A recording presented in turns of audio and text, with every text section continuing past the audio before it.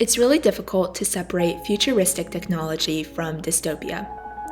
In pop culture imaginings, technology often contributes to environmental oppression.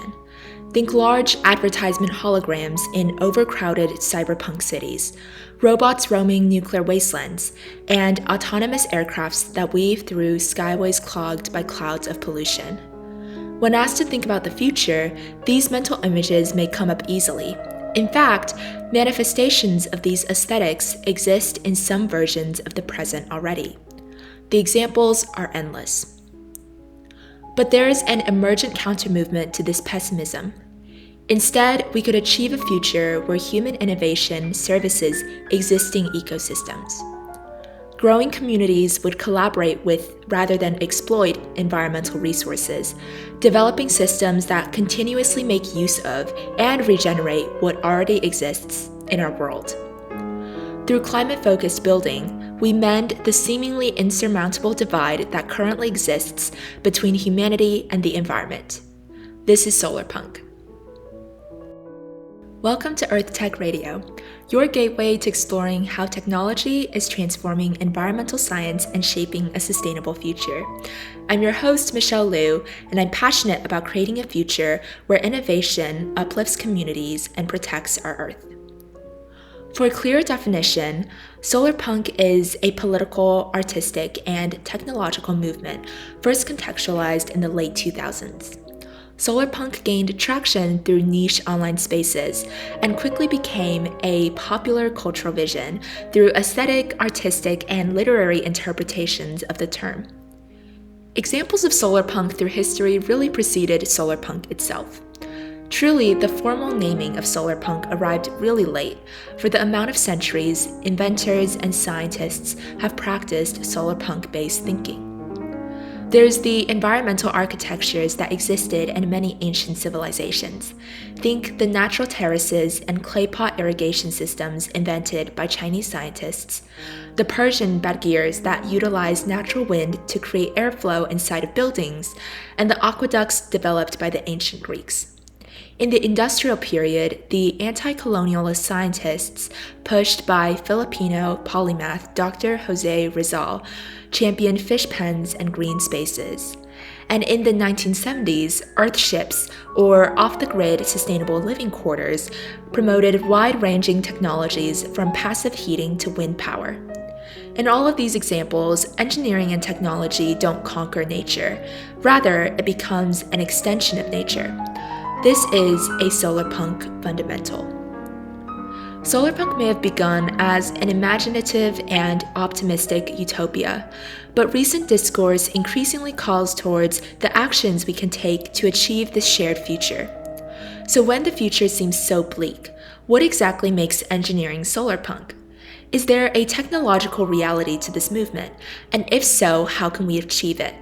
Let's dive into the topic. First of all, we need to define a framework for solarpunk engineering. To truly imagine solarpunk technology, we need a few grounding principles. Think of this as your solarpunk guide. The first fundamental of solarpunk engineering is regeneration. Environmental engineering doesn't just exist as separate, compartmentalized worlds. It's truly a sum of its parts. The ability to access fresh water, breathable air, and different types of fuel are delivered every day via these intertwined networks, some renewable, some hybrid, and some dangerously extractive. Solarpunk prioritizes the principle of regeneration in the technological systems that we build. Regenerative systems utilize pre-existing resources and leave ecosystems intact or improved upon. One example of a regenerative system in environmental engineering is fungal bioremediation.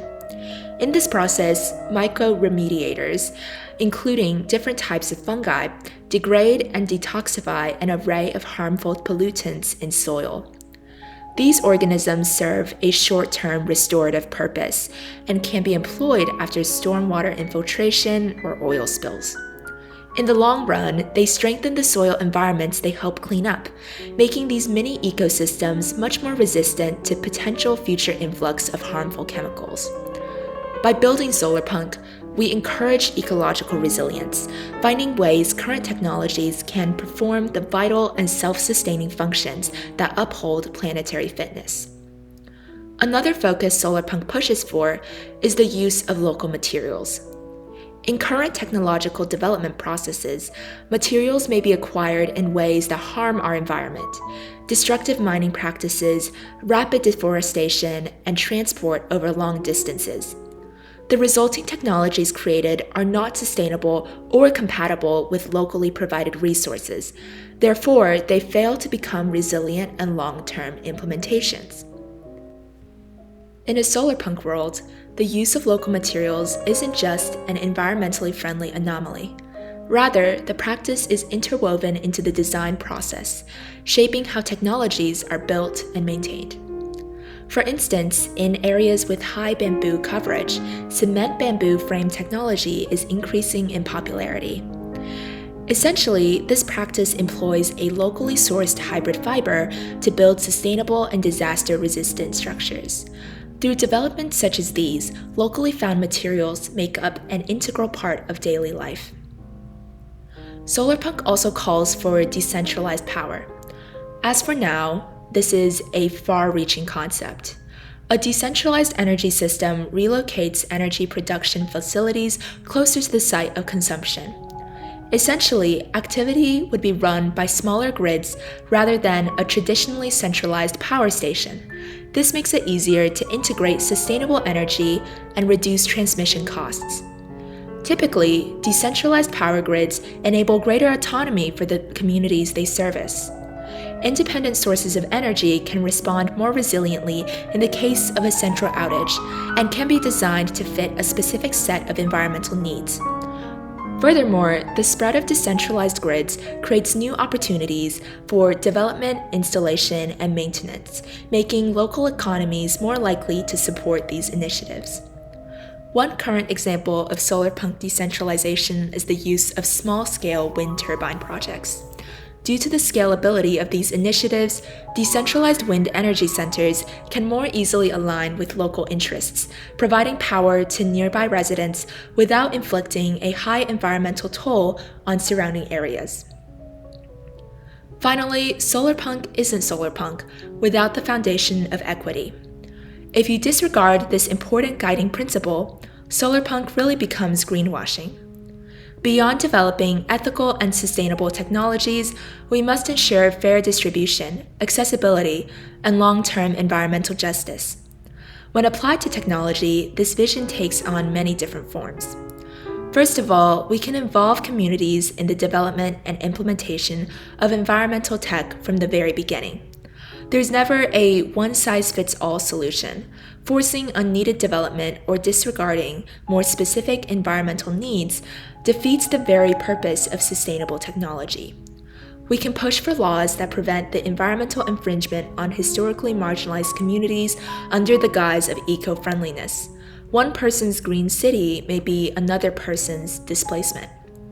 Finally, as engineers and scientists, we should always practice transparency in the life cycle of sustainable tech, sharing information about potential costs and benefits through brainstorming, development, deployment, and maintenance. Like its utopian predecessors, people tend to criticize solarpunk for being overly optimistic. This vision of community-based building, equality, and sustainable innovation may seem like such a naive reach from the era of climate anxiety we currently live in. When faced with environmental crises ranging from small to seemingly hopeless, the ideas of decentralized living and cyclical resilience that define solarpunk feels impossibly distant. But that's why we need the movement, now more than ever. Solarpunk's optimistic outlook, when grounded by real, actionable technologies and innovative systems we can work together to implement, becomes an excellent strategy towards rebuilding the world we so very deserve. If we subscribe to hopelessness, we've already lost. So let's resist it, not by idly dreaming, but by designing, collaborating, and creating solarpunk.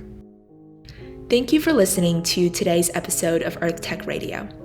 We truly appreciate followers like you, who are passionate about the intersection of sustainability and innovation. Join us next time for an episode on the insect apocalypse and what scientists and engineers are doing about this ongoing crisis.